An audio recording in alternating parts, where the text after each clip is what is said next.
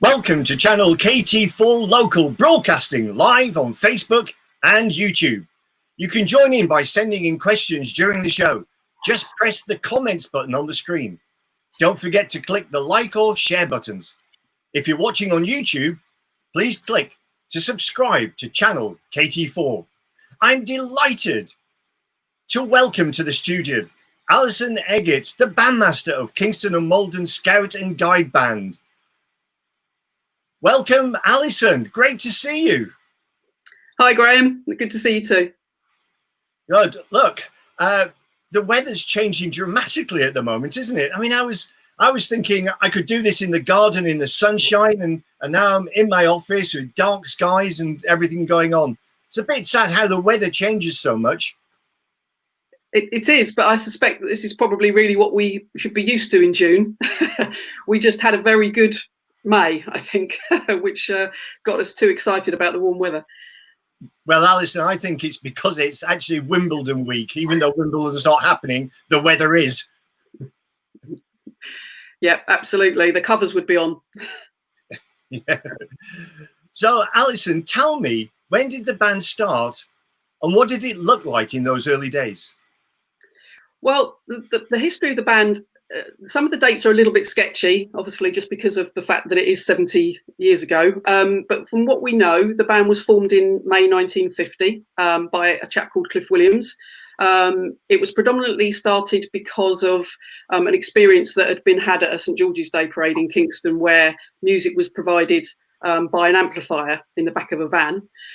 So this chap Cliff decided that Kingston should really have a scout band. So he recruited a few members, and the rest of that year they practiced this small little group. And by April 1951, they performed their first St George's Day. But they were asked to be at the back of the parade. So I think that's probably gives an example of what the stage they were at that point. So am I right in this is probably the earliest picture you've got? Let me put it on the screen for you. It is, yes. That was, I think, probably just has been scanned from a photo that we've been given by maybe either one of the very early band members or one of their relatives. So it looks like Kingston, doesn't it? But so yeah, that's the very, very early stages of what was then Kingston District Scout Band. Just boys, no females at that point. Okay, and this one I think is in the 60s, am I right? Well, again, it's a bit of guesswork, as I say, because it's a little bit, we sort of come kind of working from, you know, the people and the outfits and what the band is wearing. But yeah, we suspect that that's in the 60s. Again, obviously you can see the band has expanded a little bit from the 1950s band. Yeah, and you need to tell me a little bit about this picture that's coming up, because I'm fascinated to see how in the 80s the band got to the Royal Albert Hall. Well, yes, obviously the makeup of the band changed in the early 80s when guides were allowed to join, hence the name change as well to the Scout and Guide Band. And in the 80s and 90s, there was a competition, I think it was called the Enfield Youth Marching Band. I'm scratching to the back of my head now to remember it, but it was a marching band competition that was held at the Royal Albert Hall, which was obviously an amazing experience to perform there. And that is from, yeah, sort of mid to late 80s, probably, that picture. Yeah, I've performed there a number of times myself, and it is an awesome experience to perform at the Royal Albert Hall. And the guys and girls in the band must have absolutely loved it. Yeah, we did. It was waiting to come onto the, you know, down the tunnels, waiting to come onto the stage and down onto into the arena was, yeah, extremely nerve-wracking, but yeah, an amazing experience to perform there. How's the band membership developed over the last 70 years? There must have been many, many changes. Yes, I mean, obviously, as we just alluded to, obviously in the early 80s, the band welcomed guides, so girls were allowed to join, which is a relief. Otherwise, I wouldn't have been able to join either. So prior to that, obviously, it was predominantly drums and brass, bit of tune percussion, and then the girls joined in the 80s, and then into the 90s.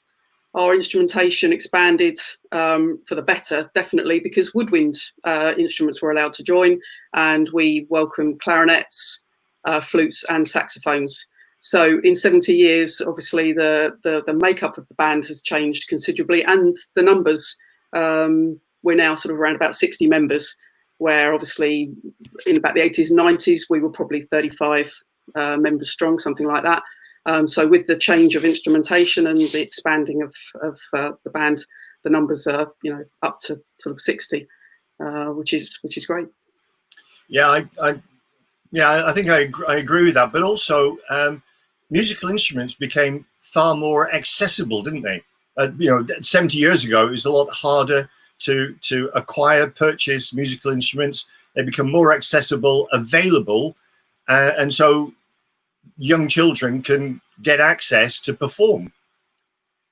Yeah, absolutely. That's obviously what we want to do is attract young people to, whether they're playing an instrument before they join or whether they learn with us, is to give them that experience of playing a musical instrument, but also playing it in that group setting, because as I'm sure you probably agree, you can stand on your own at a music stand and play a piece on your instrument, but there's nothing like being in a bigger group, whether it's your section or a whole band, and actually be interacting together on that chosen instrument. So we just obviously want to give as many opportunities as we can to the scouts and guides in our area to play an instrument and be part of a band. Right. Okay. Now I've got a picture here, which is at another favourite venue of mine, which is at Windsor Castle. Tell me something about this, Alison. Okay, so the band has been fortunate to, on 3 occasions, to perform at Windsor at the National St George's Day Parade event.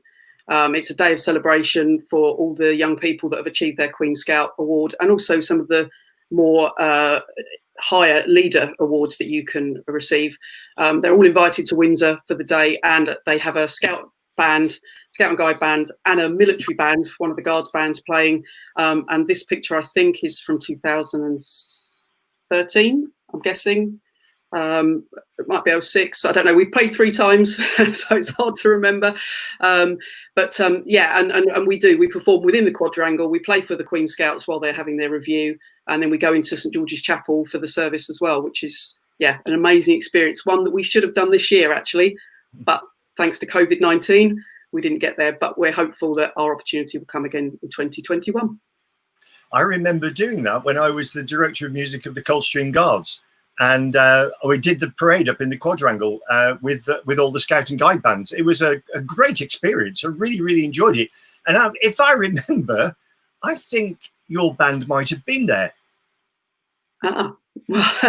Yes, I'm trying to remember on those 3. I think on one occasion we did, I think it was the Irish Guards with the band, but obviously they're on a rotation. I think the Guards bands to play be the military band, and obviously all the A-grade Scout and Guide bands, which we are one of, are invited to be the Scout band for the event. And it's a wonderful opportunity for everybody to play in those sort of surroundings. Yeah, absolutely, I agree. So where do you recruit your members from, and how do you recognise their achievements? Our members come from in and around the Royal Borough. They're all Cubs, Brownies, Scouts and Guides, and obviously they hear about the band. They may have seen us performing. They can get in touch. We do also do recruitment sessions from time to time, and they come along, say they'd like to be part of the band, and they're in.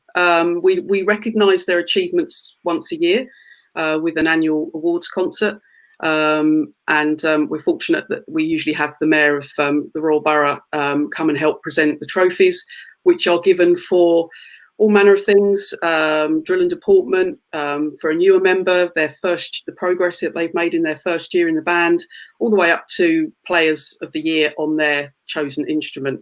It's very important to us to recognise the commitment that all our young members give. So our annual awards concert is a highlight of the year for all of us. Yeah, I think actually, Alison, I've got a photograph of your awards concert. I take it this is an annual concert that you have. It is, yeah. Here's the picture. Yes, that's it. That's it. It's now at the Chessington School. is in the theatre there, but what used to be Chessington Community College is now where we hold our annual awards concert in December. And that is a picture from last year's concert. Yeah. So. Oh, wow. So now, Alison, I've got to ask you this question. How did you get involved in the band? Well, back in the dark ages, when I was a guide, I went to see the gang show, Southwest Gang Show at Wimbledon Theatre in 1983. And the band were performing on stage. And I knew then that it was something I wanted to be involved in. I was playing the clarinet, but I'd always wanted to play a brass instrument. So the very next month, I signed up and joined, and I'm still here. So that was all the way back in 1983. Wow, back to 1983. You've really been involved for some time in the wonderful band and the guide movement, which is great news. All right, the band is well known locally and nationally. Can you tell me something about the places and events that the band has performed at? Having looked at it, by the way, I'm amazed at how many engagement the band performs within a year. And if you tell me something about them, I'll see if I can keep up with you with your picture. Oh, right. Okay. So do you want to put the picture on, or shall I just mention some of the places that we've played? Well, actually, I think I like to be in control, Alison. So here's the first picture. Ah, brilliant. Okay. So yes, that's outside St Paul's Cathedral in London. That's the Lord Mayor's Show, which we've played pretty regularly every year since the early 90s, really. And obviously, sometimes it's a very chilly day. As you can see, we've got our coats on, but it's an amazing experience to walk through the streets of London. Massive crowds, and yeah, just a great day out for the band. So that's the Lord Mayor's Show. Yeah, that's another, by the way, that's another engagement that I think we've both done together, because a Guards band, again on rotation, would do the Lord Mayor's Show. That particular band for the Guards that's on the Lord Mayor's Show is not the band that's on the Festival of Remembrance. So the other bands are on the Festival of Remembrance, so because they've got rehearsals on the Saturday when the Lord Mayor's Show is taking place. Now, tell me about this one. Yeah, this one is another place that we've been fortunate enough to visit twice now in recent years, in 2015 and last September, and that's the Main Street in Disneyland Paris, which is yeah, another amazing place to perform. We go over for the weekend. The kids and the adults get lots of time to go on the rides, but on the late Saturday afternoon, we form up, get ready, and we perform just before the main parade down Main Street. So yeah, really, really good fun. I think we're mirroring each other, actually, Alison, because I've done exactly the same thing. I like the way that you nonchalantly just say, "Oh, just go over for the weekend to Disney." Yeah, it's something that you do normally, but you also have some fun, don't you? Oh yeah, absolutely. As I say, for us, the whole ethos of the band is music. Obviously, it unites us, which is a phrase we're definitely using a lot of at the moment. But it's about fun and friendship too. So yeah, as I say, we don't just do the playing part. We make a weekend of it. The kids obviously get a chance to go on the rides, small kids and the big kids, and get to meet Disney characters too. So yeah, it's a good weekend. Sounds like a lot of fun. I'm going to bring you closer to home. And here's another engagement but this year, of course, is taking place. Actually, I think it's taking place very soon, but behind closed doors. Yeah, absolutely. So yeah, the Derby is happening behind closed doors this coming weekend. This is an event that we do in September, where it's the finale of the season at Epsom. So obviously, we're depending on the weather, we're either outside greeting the visitors as they arrive for the racing, or if it's a little bit inclement as it is today, we take shelter inside.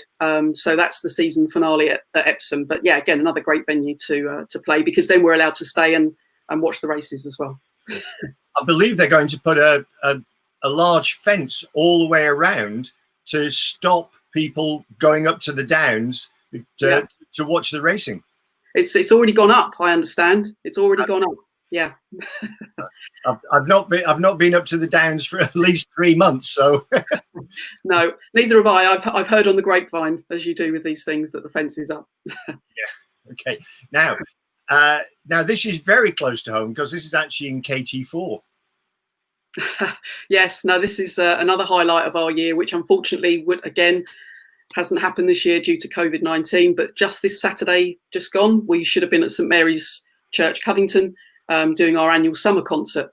And yeah, a beautiful church, great acoustically.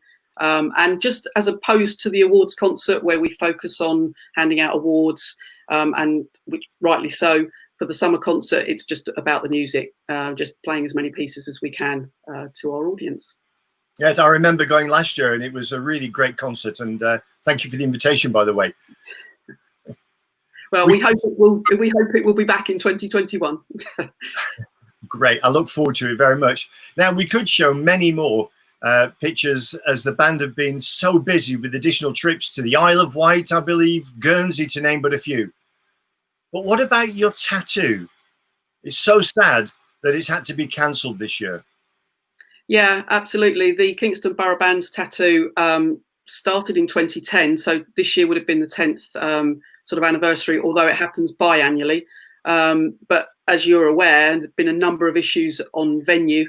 And obviously, actually, in any event, it wouldn't have happened this year anyway, because it was due to happen in May. So, yeah, it's a great occasion initially started for the local bands to get together to perform, to do a marching routine, but then actually attracts bands from further afield, from the Isle of Wight, from Bournemouth. So, yeah, hopefully it will come back again, whether it's next year or goes back to being biannual, I don't know. But yeah, it's a great opportunity for bands to see there's other bands out there, if nothing else, and to play as a mass band, which is great too. Okay, well, here's a picture of the band performing on their own at the tattoo. There we are. And then here's the finale. There we go. Yeah, so I think that was from 2018. And as you can see, a number of bands there. Obviously, local bands. We've got Surbiton British Legion Band and First Took Scout and Guide Band, as well as K&M, but also those other bands that I mentioned from the Isle of Wight and from Bournemouth. Yeah, and that's great to get together at the end and to play some pieces as a mass band. Quite some volume. It certainly is, Alison, and I was looking forward to being there this year. Maybe I can come at another occasion. We can see that happen. But now, as we mentioned earlier, you've been with the band for some time. What's one of your most memorable events that you've taken part in? Well, ironic that you should ask me that, Graham, because thanks to your involvement, I think it has to be the Patrons' Lunch, which was the celebration, one of the many celebrations for the Queen's 90th birthday back in 2016. Obviously, we've played at some amazing venues, Lord Mayor's Show, Windsor. We even did the Royal Tournament once many years ago, but the Patrons' Lunch is right up there, marching down the Mall. Great crowds, great occasion. Definitely the highlight. I actually did also perform with the band at the Queen's 60th birthday, way back in 1986. There's only two of us left in the band. It makes me feel old. But again, we marched down the Mall and stood inside the grounds of Buckingham Palace for the Queen's 60th birthday. So very happy memories of both of those days. Yeah, I too. I mean, it was great fun for me. Quite a bit of logistics involved in it, but it was great organising it, and in the truest way, as always, it went off without a hitch. And I've got a little clip for you. It's only a short clip, but I thought everybody would like to see the band marching down the Mall.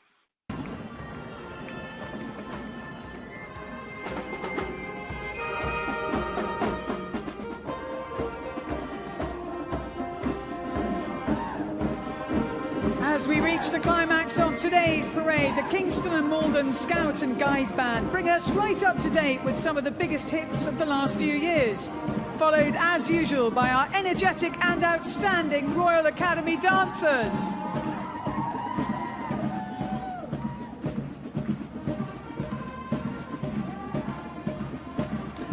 And so we are bang up to date now, and we can hear the wonderful music that is being played, and the dancing continues. We've got the Royal Navy House. Absolutely fascinating memories. It was great fun, wasn't it?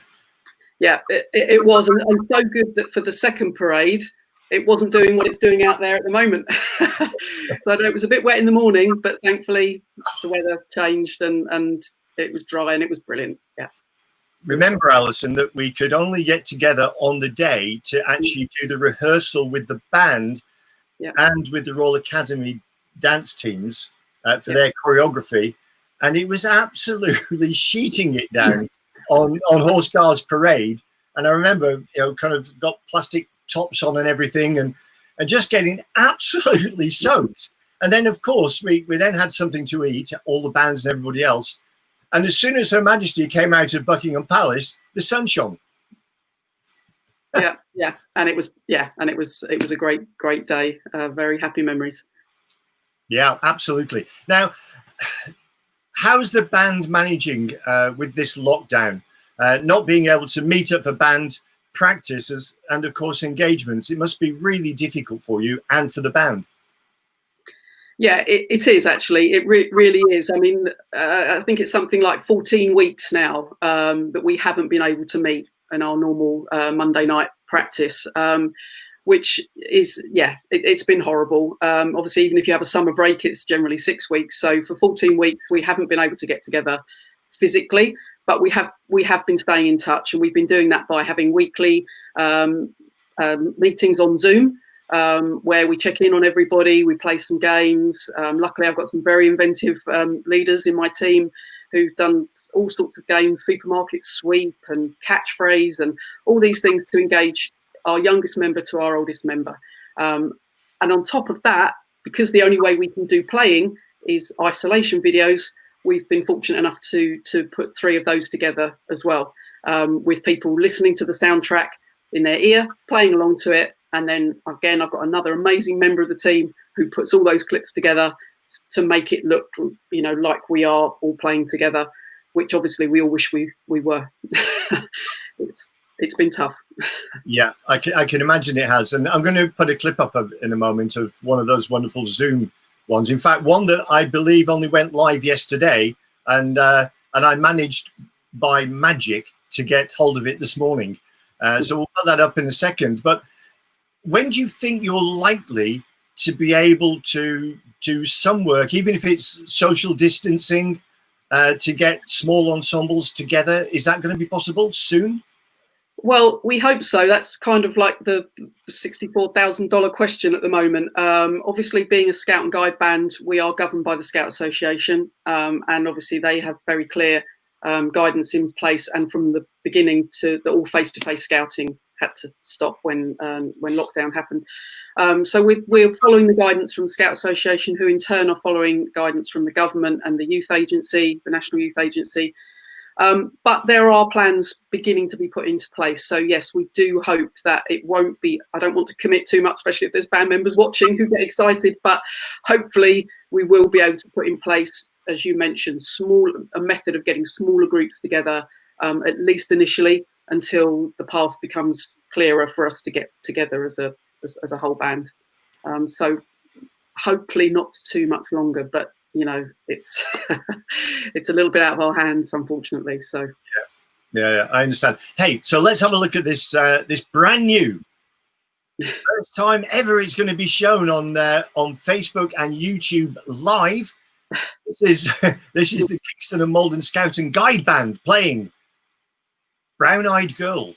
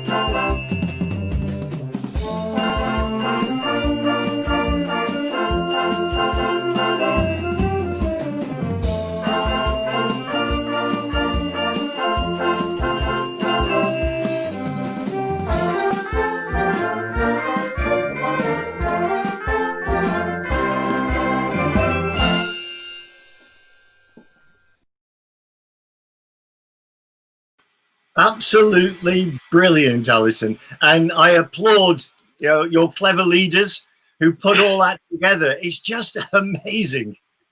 Yeah, absolutely, because we had 50 contributions to that audio and video, that's I'll give her a shout out. That's Holly. She's our senior percussion instructor. She's a whiz, and I know it crashed her computer many times in the process of putting that together. But yeah, it's great because, as I say, for us, for the leaders, it does show that we're still a band. Even though we're all having to do that, in our living rooms or wherever, we've come together with one of our pieces, and and that final product shows that we're still together as a band, even though we can't physically meet up. So it's great. So once the government and Scout Association guidance allow it, what plans does the band have for the future, Alison? Well, yes, obviously, again, that's a little bit dependent on when that happens. We have been invited to take part in the Lord Mayor's show this year in November the 14th. I know that they are obviously, again, following all the guidance that they need to in order to decide whether it can actually go ahead. But we've been invited to take part. So if it does, hopefully we will be allowed to do that too. So that's the immediate future. Again, we've got our awards concert in the diary for the 5th of December at the Chessington School. So as soon as we can get back together to perform in some form or other, we hope that we'll be doing either one of those or both of those, hopefully. And then into 2021, hopefully picking up on the things that we haven't been able to do this year. So as I say, hopefully back to Windsor. We were due to go to the Isle of Wight this summer, so hopefully that will happen next year. We're also hoping to continue a connection that we've started with the band of the Scots Guards, who are doing a lot of work, outreach work with bands in the London and surrounding areas. We've had some of them come down to one of our practices, and hopefully in the future we can nurture that a bit more to whether we visit Wellington Barracks or whether we perform with them in some other format. So yeah, lots to look forward to. Obviously, new music always on the horizon, but the main aim at the moment is to try and get the band back together. No, absolutely, I agree. That's great news, by the way, about a collaboration with the Scots Guards band, because I used to always say to young musicians, if you want to play a trumpet, then listen to the best trumpet players, and you can learn what the correct sound is, how it should be played, and everything. And to have all those talented guys and girls in the Scots Guards band there, being able to mentor alongside your incredibly gifted leaders, I think that's just a win-win situation. I really do. Yeah, absolutely. As I say, we had, I think, sort of 6 of the gents and ladies came down, and just from one evening, you could just see how it infused whichever section they were playing with.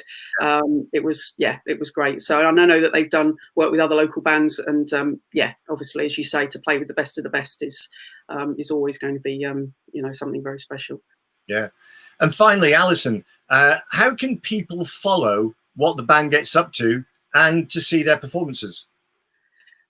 Well, we've got a number of social media platforms. We have a Facebook page, a Friends of the Band Facebook page, which you can go to.